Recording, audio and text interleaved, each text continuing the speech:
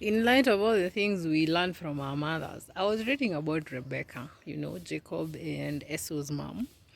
And Rebecca was quite the schemer. She was plotting and scheming, and like for a most important occasion, like seeking the blessing. This chica was plotting and scheming so that her younger son, Jacob, can get the blessing.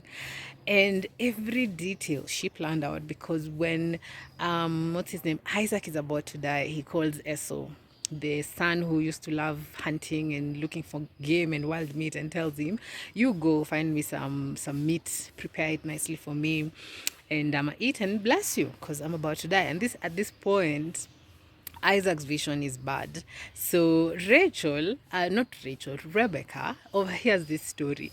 I wonder why she was eavesdropping. First of all, Mushene. Secondly, kwa nini Isaac akumwambia tu, this is what I'm planning to do? Because these things were done like as a family event. Anyway, so Rebecca overhears it, calls Jacob. It's like, Jacob, kucha.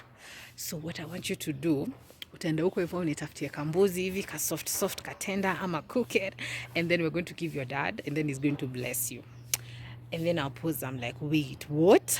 So Rebecca is planning that Jacob will get the blessing that was meant for Esau. I think this will be like the second time Jacob is doing this. But Jacob, of course, knowing a bit better, is like, but I'm not as hairy as my bro. Secondly, my dad will know. Like, no, and Rebecca is like, nobody will know. Jacob is like, he'll know, because I'm not hairy. I'm not Esau. So Rebecca is like, so relax, baby. You know why? I got you. What you're going to do, utava manyoya kwa mikono. And then she even tells him atava Esau's clothes ndio anuke ka Esau. Like, Rebecca, girl, stop it. And actually, that is exactly what I don't know why Jacob agreed to this madness, but he agreed and went along with the plan, went to get a young goat. They gingered it, they brought it, and Isaac blesses Jacob. Akamguza mikono, akasikia okay, mikono ni hairy. But even Isaac says when they're having conversation, the voice is Jacob's, but the disposition or the manner is Esau. So anyway, he blesses him, and then the brother comes now in, is about to go into his father. He's done what he's been asked to do, and Isaac babake anamwambia, ai zi ni sinimetoka kukubless ama si wewe, ai kwani kumeendaje? And Esau is so furious, he plots to kill his brother because he's like, bro, tunazoeana second time. Ai, Rebecca hears about it again. Yeah, akasikia kumbe Esau ana plan kukill brother yake, akaita Jacob tena ako, bro, Jacob, come.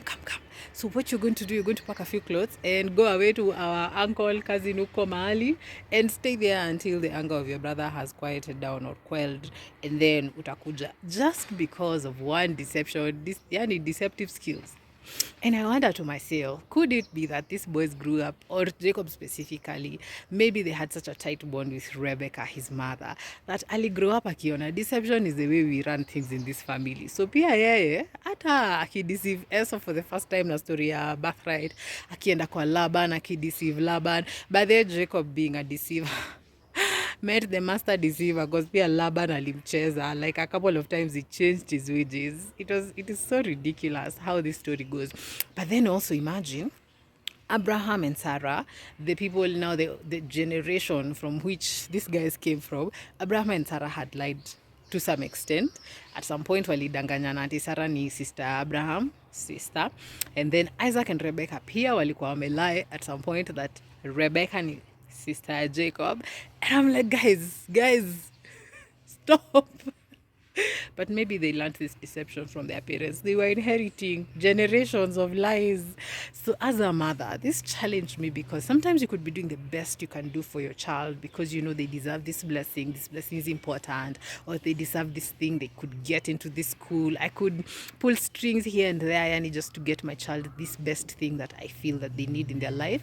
And maybe the way we go about it is wrong. And so if it's not in God's will, it just messes up the whole equation. It messes up our kids so that now we have to clean up messes, or they have to deal with messes that we have made as mothers early in life or even later in life because of this specific situation where Jacob ran away.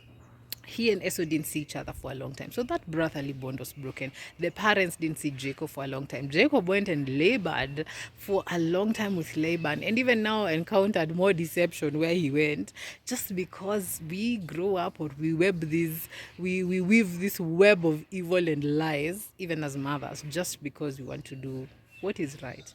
And so my challenge was that even as a mother, as I think about what is best for my daughter, what is best for my family, is it in line with God's will? And what does God say about it? Because even if you have the best intentions and they are a lie or they are a sin in God's sight, it's still a sin.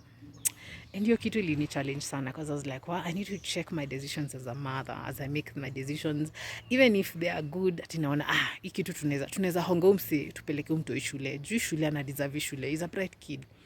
Could it be that those things affect our kids long after we have done this one deed, and continue to affect them, and probably just even bring us problems later? Yeah, that's what I was reading about Rebecca, and I'm like, girl, you a schemer.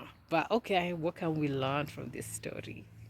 Have a wonderful day, guys, and God help you as you make decisions as mothers or future mothers or people in charge of other people.